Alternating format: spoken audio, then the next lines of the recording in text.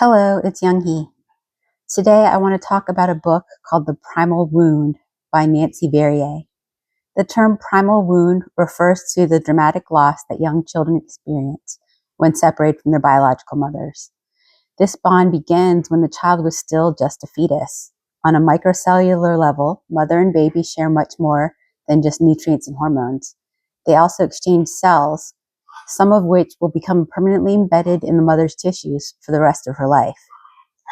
The heartbeats of both mother and baby synchronize with one another. The baby develops a circadian rhythm that is programmed by the mother's own rhythm. This deep bond develops even if we don't have conscious memories of the process. When a child is adopted shortly after birth, both mother and child experience massive trauma. This will affect them both for the rest of their lives. For infants and young children, this trauma cannot be soothed. They are so young as to be pre-verbal. They cannot ask for comfort or reassurance or better understanding. Immense pressure is placed on unmarried women to give up their children. They are told they are inadequate mothers and they are denied support from their families or community. They are told they are selfish for not giving their child away, often to a wealthier and in many cases white family. Childcare is very limited and expensive. A country should do everything it can to protect and nurture its own children. This separation, this primary wound, does not have to happen.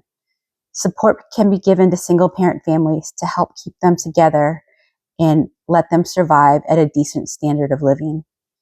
In some cultures, the concept of adoption is completely unknown. The idea of giving your child away to strangers seems unfathomable, unnatural, destructive even.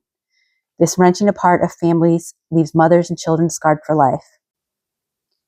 What better way to undermine and weaken a race of people than to take their children, dilute their culture, customs, and DNA? Why would any country knowingly participate in this type of cultural suicide? Why target completely helpless, powerless babies and children? Why does the sale of Korea's own children still happen today? Korea, what are you doing? What have you done? I hope you will let these words really sink in. Thank you.